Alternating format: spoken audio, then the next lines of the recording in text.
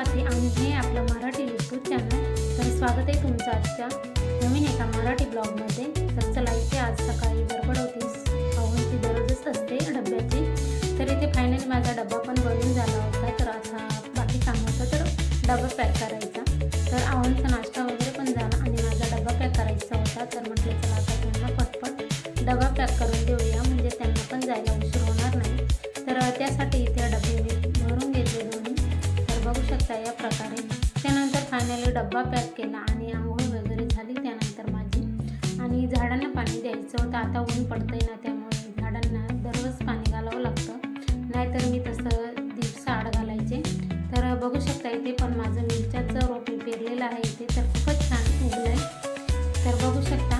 त्यानंतर मला देवपूजा करायची होती. तर देवपूजा करण्यासाठी इथे बसले. त्यानंतर आता देवपूजाला सुरुवात करायची होती. तर इथे मी जो घट मांडलेला असतो आपण कुलदेवीचा म्हणून, तर इथे मी दररोज पाणी बदलत असते. तर त्यामध्ये दुसरं पाणी बदल आणि त्यामध्ये अक्षदा हळदी कुंकू टाकून घेतलं. आणि आपण जो काही नारळ ठेवतो तो पण मी त्याला पण दररोज हळदी कुंकू लावत असते. तर चला, अशा पद्धतीने माझी पूजा करून घेते.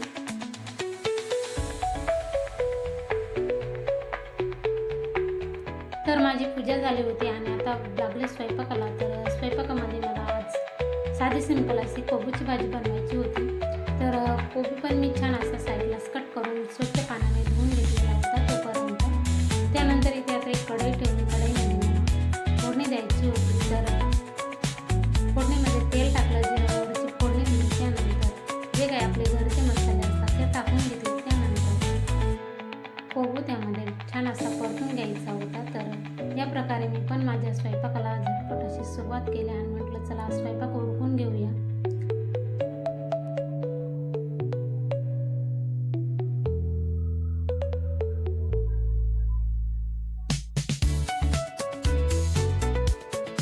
तर इथे माझा आता स्वयंपाक झाला होता. तर चला, आज आमच्या गावाकडले जे काही बाया महिला राहतात ना आमच्या गावाकडल्याच आहेत, तर त्या बोलल्या आम्हाला थोड्या पापड्या करायच्या भाताच्या चकल्या. तर तू ये. तर म्हटलं चला जावं त्यांच्यासाठी थोडी मदत.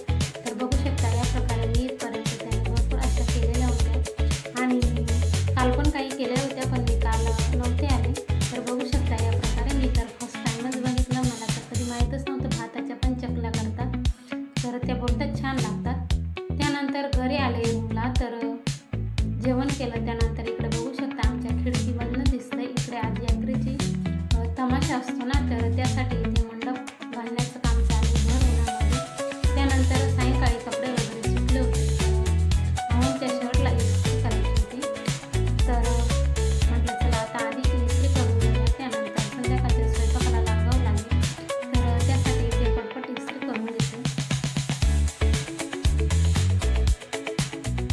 तोपर्यंत बघू शकता सायंकाळ झालेली होती आणि भरपूर सारी गर्दी झाली होती. छोटछोट्या मुलं पण आलेली होती. त्यानंतर इथे संध्याकाळच्या स्वयंपाकामध्ये मी छान अशी फोडणीची उडदाची डाळ बनवली होती सिंपल साध्या पद्धतीने. यात्रा असल्यामुळे तमाशा तर 10च्या पुढे सुरू होतो. तर त्या अगोदर आहो पण आले होते कामावरून. तर म्हटलं चला यात्रेमध्ये जाऊया. तर दरवर्षीपेक्षा ह्या वर्षी इतकी गर्दी होती. तर मी तर आले, मला वाटलं नसते आले तेच बरं झालं असतं. इतकी गर्दी होती, काही घेता पण नाही आलं, देता पण नाही आलं. तर बघू शकता इतके छान असे मोठमोठाले पाळणे पण आलेले होते. पण आम्हाला तर काही त्यामध्ये बसायचं नव्हतं. तर आम्ही फक्त बघून त्याचा एन्जॉय घेण्याचा प्रयत्न केला. त्यानंतर बघू शकता गर्दी तर खूप सारी होती.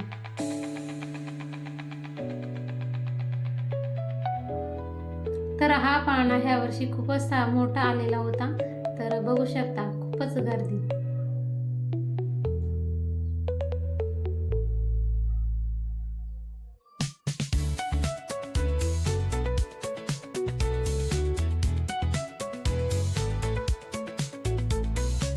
तर चला फायनली आम्ही घरी आलो. तर इकडे पण आता तमाशा सुरू झालेला होता. तर आम्ही काही गेलेलो नाही, आमच्या रूममधनं दिसत होतं गॅलरीमधनं. तर चला, आजचा व्हिडिओ तुम्हाला आवडल्यास नेहमीप्रमाणे आणि शेअर करा. चॅनलवर नवीन असाल तर प्लीज सबस्क्राईब करा. पुन्हा भेटूया अशाच एका नवीन मराठी ब्लॉगमध्ये. तोपर्यंत सगळ्यांना बाय आणि व्हिडिओ बघितल्याबद्दल सर्वांचे मनापासून आभार.